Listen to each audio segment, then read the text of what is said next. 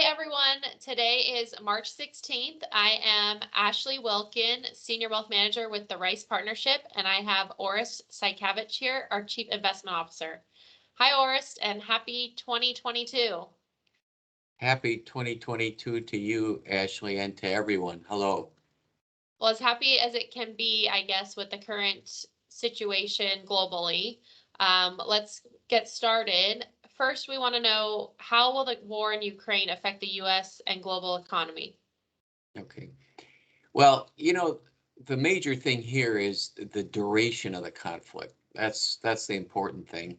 The longer it lasts, the more adverse the impact, especially if it escalates. I mean, if, gosh, heaven forbid, we got to a World War III or World War II.5, as some people say. Although I would say the chances of that are outside chance at best.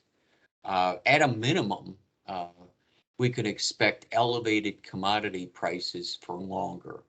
Commodities such as energy, oil, and natural gas. Keep in mind that the EU is moving away from Russian supplies. Grains also, especially wheat and corn. Ukraine is known as the breadbasket of Europe, and with the war going on there, there's a lot of valuable land being taken out of production. And then finally, metals of various types, from precious metals to ferrous, non-ferrous, industrial use metals, which Russia produces. Those metals will be scarcer. So at a minimum, expect elevated commodity prices for longer to translate into stickier inflation for longer. Okay, a little bit closer to home, what new information did we learn from today's FOMC meeting, the Federal Open Market Committee?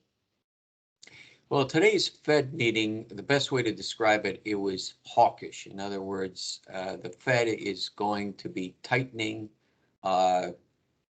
longer than a lot of people thought. They hiked interest rates 25 bips, or what's known as 0.25%. And right now, the market expects them to raise 6 more times in increments of 0.25%. For this year. Next year, they see 3 more hikes of 25 basis points, which would get us up to about 2.75% if that happens for the short-term Fed funds rate. Also, the Fed said that they're going to start reducing the size of their almost $9 trillion balance sheet, process known as quantitative tightening, or QT. They expect to start that at a quote unquote coming meeting. The best way to interpret that is probably they'll make some sort of an announcement at the May meeting for which is the next meeting for June. So I think June is probably the date to look for the beginning of quantitative tightening.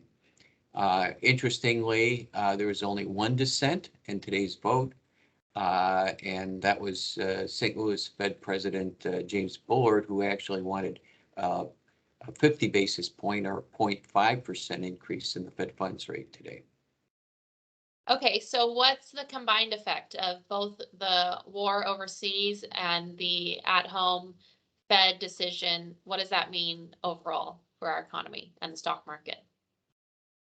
Okay, inflation will stay elevated for the foreseeable future, for some time. Interest rates are going to be moving steadily higher for the foreseeable future as well. The U.S. economy is good for now, although growth will moderate with the possibility of QT, quantitative tightening, becoming real. The Fed might be able to keep the yield curve from inverting. Keep in mind, a inverted or negatively sloped yield curve very often presages a recession.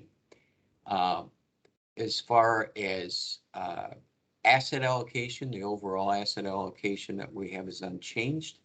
Although we have been buying for taxable accounts individual municipal bonds, realizing that with the 10-year Treasury now decisively over 2%, municipal bonds are looking more attractive. As far as equities are concerned, we see the equity market right now in a trading range between roughly 4,200 and 4550 on the S&P. With that said, that's, that in a nutshell, that's our view of the markets right now. Of course, stay tuned for further developments. Okay, thank you, Orest. We appreciate your insights as always, and we look forward to the next update. Have a good day, everyone. Take care, all.